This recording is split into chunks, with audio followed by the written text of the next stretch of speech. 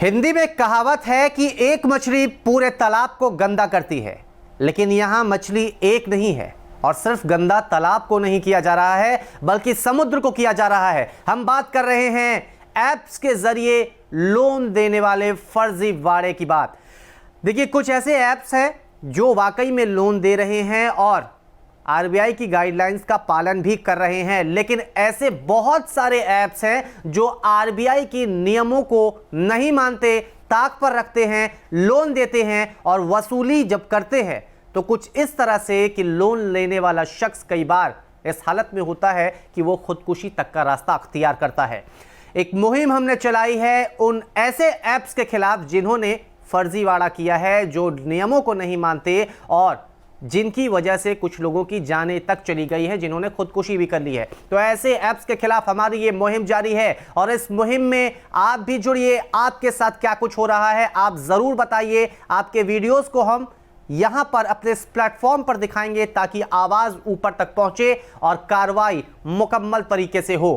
आज जैसा कि हमने वादा किया था कि आज एक ऐसे शख्स की कहानी बताएंगे जिसने बताया है कि किस तरह से ये ऐप्स वाले फर्जीवाड़ा करते हैं। और ये शख्स कोई और नहीं, ये ऐसे ऐप्स में काम करने वाला एक हमारे और आपकी तरह इंसान है जिसकी कुछ मजबूरियां हैं। वो ये साफ तौर पर उसने मेल पे हमें उसने मेल जो भेजा उस पर साफ तौर पे उसने बताया है कि उसकी मजबूरियां हैं और कोरोना काल में नौकरियां नहीं है, लिहाजा उसे मजबूरी में ये काम करना पड़ रहा है। उस शख्स ने हमसे गुजारिश की है कि कृपया करके मेरा नाम ना लें, इसलिए हम यहाँ पर उस शख्स का नाम सार्वजनिक नहीं करेंगे, उसकी पहचान नहीं बताएंगे। उस शख्स ने हमें मेल में एक एक जानकारी दी है, बताया है कि कैसे ऐप्स के जरिए लोग फंसते हैं, ऐप्स के चक्कर में फंस जाते हैं। शुरुआत करते हैं आज उस शख्स की कहानी से। ऐप में काम करने वाले कर्मचारी ने हमें बताया है कि कंपनियां लोन आधार कार्ड और पैन कार्ड के बेस पे देती है। इसके बाद वो आपके फ़ोन में एप्लीकेशन डाउनलोड करने के लिए कहती है। आपने एप्लीकेशन डाउनलोड किया, उसके बाद खेल शुरू होता है। उस शख्स ने खुद बताया है कि 5 से 6 परमिशन वो ऐप्स मांगते हैं, जिसमें कैमरा होता है, गैलरी है, लोकेशन है, कॉन्टैक्ट है। और कस्टमर भी कई बार इन सारी चीज़ों पर ध्यान नहीं देते और परमिशन सीधे सीधे दे देते हैं। तो यही परमिशन देना कहीं ना कहीं भारी पड़ जाता है। लेकिन इसके बाद क्या कुछ होता है, क्योंकि कई लोगों की शिकायत ऐसी भी आई है कि लोन हमने लिया 6,000 का, खाते में आए कम पैसे, देने हैं ज़्यादा पैसे। तो इसके पीछे का खेल क्या है ये आपको हम बताते हैं। मान लेते हैं किसी शख्स ने 6,000 का लोन लिया है, उसने अप्लाई किया है 6,000 रुपए के लिए, तो उसके अकाउंट में सिर्फ 4,200 रुपए ही आएंगे। बाकी के 1,800 रुपए प्रोसेसिंग फीस और जीएसटी के नाम पे काट लिए जाते हैं और 7 दिन से 15 दिन के बाद जब कस्टमर को पैसे लौटाने होते हैं वो कुल रकम होती है 6,220 रुपए की। तो देखिए, 6,000 का लोन लेने के बाद खाते में आ रहे हैं 4,200 रुपए। और जिस शख्स ने ये बात बताई है, ऐप के कर्मचारी ने जो बात बताई है, उसने खुद भी ये कहा है कि 1,800 रुपए किस बेस पे काट लिए जाते हैं ये उन्हें भी नहीं पता है। इसके बाद अगर पेमेंट करने में देरी होती, मान लेते हैं 15 दिन बाद आपको पैसे लौटाने हैं, अगर 15 दिन बाद आपने पैसे नहीं लौटाए तो 2% का पेनल्टी आप पे लगता है। ये कंपनियां 2% का पेनल्टी आपके प्रिंसिपल अमाउंट पर लगाती हैं, यानी कि 6,000 रुपए पे। अब 2% का जब पेनल्टी लग रहा है तो 120 रुपए पर डे के हिसाब से पैसे जो है, जो फाइन है वो आपको चुकाना पड़ेगा। यानी 6,420 रुपए चुकाने हैं वो अलग। अगर 16वां दिन हुआ तो 120 रुपये उसमें ऐड कर लीजिए, 17वां दिन हुआ 240 रुपये ऐड कर लीजिए, 18वां दिन हुआ 360 रुपये ऐड कर लीजिए। तो इस तरह से ऐड करते करते अमाउंट काफ़ी ज़्यादा बड़ा हो जाता है। जिस शख्स ने हमें मेल किया है उसने अपनी परेशानी भी बताई है। उसका कहना है कि वो दरअसल एक कलेक्शन एजेंट है, लेकिन उसने साफ तौर पे कहा है कि ये चीज़ हमें भी पसंद नहीं है, लेकिन मजबूरी है क्योंकि नौकरियां बाजार में नहीं है।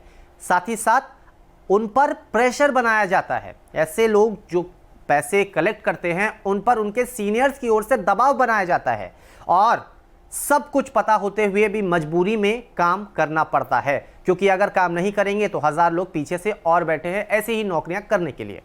ये ऐसे शख्स थे जिन्होंने हमसे रिक्वेस्ट की थी कि आप हमारी भी परेशानी समझाइए और इनने एक मांग भी की है कि पॉलिसी एक बननी चाहिए ऐसी जिसके अंतर्गत ये ऐप्स भी आए और साथ ही साथ वो कस्टमर भी आए जो लोन ले रहे हैं, क्योंकि इनका साफ तौर पे ये भी कहना है कि 10 में से 3 या 4 कस्टमर ऐसे होते हैं जो पैसे लौटाते ही नहीं हैं और फर्जी पैन कार्ड और आधार कार्ड के दम पर वो पैसे ले लेते हैं। अब एक बात हमेशा घूम फिर के आ रही थी कि कैसे ये जो ऐप्स वाले हैं वो रिश्तेदारों तक को फ़ोन करने लगते हैं। दरअसल जब लोन के लिए अप्लाई होता है तो वहाँ पर 2 कॉन्टैक्ट डिटेल मांगे जाते हैं कि किसी 2 लोगों का आप नंबर दीजिए। 2 लोगों का नंबर तो दे दिया, लेकिन जब लोन लेने वाले शख्स ने फ़ोन नहीं उठाया तो उन दोनों को तो फ़ोन जाएगा ही जाएगा, इसके अलावा आपके मोबाइल में जो अदर नंबर सेव है वहाँ पर भी फ़ोन होता है। ये होता है ऐसे कि जब आपने ऐप डाउनलोड किया था तो आपने परमिशन दे रखा था, तो सारे कॉन्टैक्ट डिटेल उनके पास चले गए, तभी ये खेल होता है।